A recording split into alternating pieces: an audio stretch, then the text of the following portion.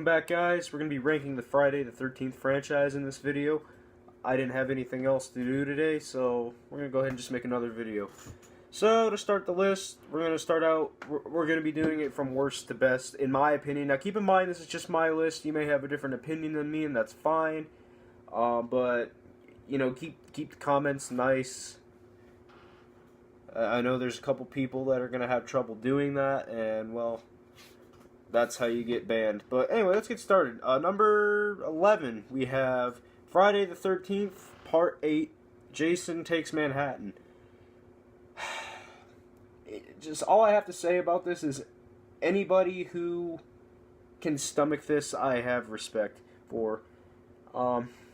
This could have been something good if you ask me. I mean, it's tongue in cheek, obviously, but like you spend 98% of the movie just waiting for them to go to Manhattan. The whole movie basically is just a boat ride and Jason killing people on a boat. When the movie says Jason Takes Manhattan, he doesn't get into Manhattan until like the last 15 minutes of the movie. That's stupid.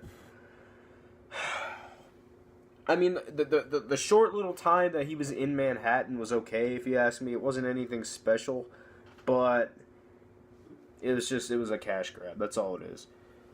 Number 10, we have Jason Goes to Hell. I don't hate this one as much as Jason Takes Manhattan, but it's still a horrible movie, if you ask me. It's the second worst in the franchise. I hate how Jason just becomes this soul that just travels from body to body. And they ripped off another horror movie. I can't think of the name, but that's basically all it is. Or maybe that ripped Jason Goes to Hell off. I can't remember. All I know is there's a movie just like it out there where this parasite or whatever just goes from body to body, possessing them as Jason, I guess. I mean, I like the part where Jason gets blown up. I mean, that was pretty entertaining, and that was fine. I was okay with it, but on top of that, you got the horrible acting. It's not really a Friday the 13th movie. It's kind of just a standalone movie that I don't like. Next is Jason X. It's not that the whole tongue-in-cheek thing bugs me about Jason X. What bugs me about it is I just don't dig the whole space thing. It's not my cup of tea. It was an entertaining movie, and you know, I own it, and I've watched it again and again, time after time. I don't hate it like takes Manhattan and Goes to Hell. I have a little bit of respect for Jason X. Number 8, we have Friday the 13th, Part 7, The New Blood. You know, this one I like a little bit better than the other 3 movies I listed. But what really bugs me about it is just how watered down the violence is. I mean, it's a Friday the 13th movie, and it seems like a PG-rated slasher movie is what it seems like. It's just so watered down when you go for the kill. There's hardly any gore. I mean, there's a little bit of blood here and there, but I remember one time in the movie, there was a guy sitting there, and Jason hacks him with the machete, but it just cut right when the machete made contact with this. Up here, I think is where he cut him at. I don't hate the whole Jason versus Carrie aspect, but it just wasn't executed very well. Sorry, that kind of keeps the light on me there. It wasn't very well executed. It was no, I don't care for it. Next, we have the remake from 2009. This one, I'm on the fence with. There's, like I said in my review, there's, you know, things I like about it and things I don't like about it. I think there's more things I don't like about it, and I kind of said I kind of don't like it, but I kind of like. It's a movie that I'll put in, and I'll watch it, and I'll get enjoyment out of it, but I won't love it. I won't get into it. I mean, I'll get into it, but I won't get into it, if you kind of know what I'm saying. I mean, I love looking at the women in it. I mean, don't get me wrong, that's like the best part of the movie right there, but, you know, this is a Friday the 13th movie, not freaking, I don't know, chicks on a Lake or something, some kind of weird porno name. I can't. I don't work in the porn industry, so I can't think of these names on the top of my head.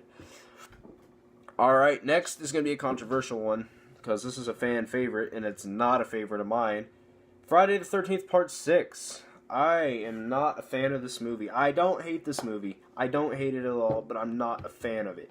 I like certain aspects of it like I do with the remake. I like the tongue-in-cheek moments. Okay, I like C.J. Graham's portrayal of Jason. I like the kills for the most part. I found them to be a little watered down, but when I say I like the tongue-in-cheek moments, I like them to an extent. And this one I kind of feel they did go a little overboard with the tongue-in-cheek moments. But like I said, I don't hate it. I'm just not a big fan of it like the other Friday fans are. There's Friday fans that absolutely worship this movie. I'm not one of them. I'll watch it, okay? I like it enough to put it in and watch it and, respect it, but I don't love it. Alright, next. This one's really going to get me shot. Part 5. Yes, I like Part 5 better than I like Part 6. That is a very controversial opinion there. And I understand I was just bitching about the tongue-in-cheek moments, but here's the difference. That's a Jason movie. This is not a Jason movie. Part 6 is a Jason movie. Part 5 is not a Jason movie. And I kind of feel like Part 5 is a bad movie, alright? It's a horrible movie, but I like it. I think it's funny. The tongue-in-cheek moments, they didn't go too overboard with the tongue-in-cheek moments like 6 did, and they just barely went overboard with it. But Part 5, the tongue-in-cheek moments made me laugh. The tongue-in-cheek moments in Part 6 didn't make me laugh. That's kind of why it's above the Part 6. But that's a very controversial opinion, and it's my opinion. So if you don't like it, this is my list. Alright, next is Part 3. Part 3 is a... I really like I like Part 3, okay? But I don't think it's a great movie like, the ones before it and the one after it. But, I like that he gets his hockey mask. That's cool and all that. I like the kills. Okay, don't get me wrong. I love the kills in this movie. I like the part...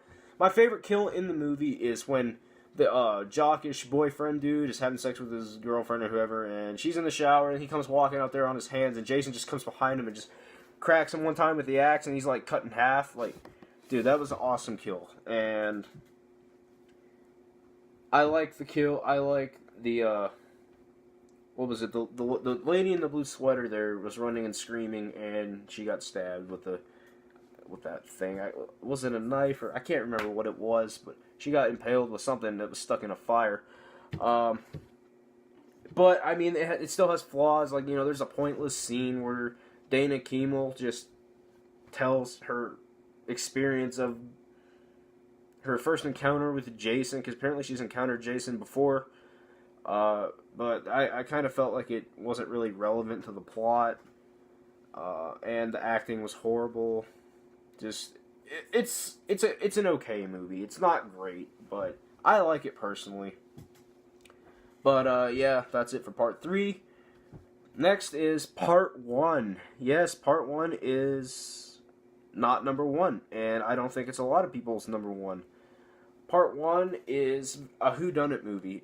Jason's not in it. Jason is in the last minute of the movie. But this one, I like it a lot. I respect it. I respect what it did, even though it kind of, rode Halloween's success. One thing this movie did really well, it built suspense. It built lots and lots and lots and lots and lots and lots and lots of suspense to me. But I felt like there was a lot of filler thrown in there as well. And what I mean by that is there's a scene where Alice, I think it's her name, played by Adrienne King. Yeah, it's Alice. Come on, we all know Alice. Alice is just... There's a scene in there which really pisses me off that she's hiding from the supposed killer, and she's just, there's a whole like a 5-minute scene of her just barricading the freaking windows and the doors, and it's like, why are we seeing this? Like, what significance does this have to everything else that's going on? We don't need to see this. Like, it just didn't really make a whole lot of sense to me. But other than that, I really liked it. Tom Savini did great with the kills, or he didn't kill anybody in the movie. He's not in the movie. He did all the practical effects in the movie, and he did a really good job with it. So yeah, that's going to be number 3 on my list. Number 2 is Friday Part 2. I love Friday Part 2. I know some people think, oh, it's not as good as the first one. I think it's better than the first one. I mean, yeah, the effects during the kills, the blood effects, the gore, and all that wasn't as good as it was in Part 1 because they didn't have Tom Savini. But I really like Potato Sack Head Jason. You know, I thought that Jason was scary. Like, that was a very creepy Jason to me. I thought, for some reason, killers with potato sacks on their head always get to me. Always. They did it in The Strangers. They did it in the Town That Dreaded Sundown. If you haven't seen that one, it's a conflicted, some people like it, some people don't kind of movie. I like it. It just, that kind of a killer really gets to me, if you know what I'm saying. That one, I've kind of got a personal connection with Part 2. So that's going to be number 2 on my list. Number 1 is Part 4. This is by far my favorite Friday movie. By far in my top 3 slasher movies. Friday Part 4, it just has the most gruesome, brutal, scary, dark, just everything I've wanted in Jason. And just the way he looks, it just really gets to me. Jesus. There's just no words to explain how great it is. And it can get kind of funny as well. And here's an example.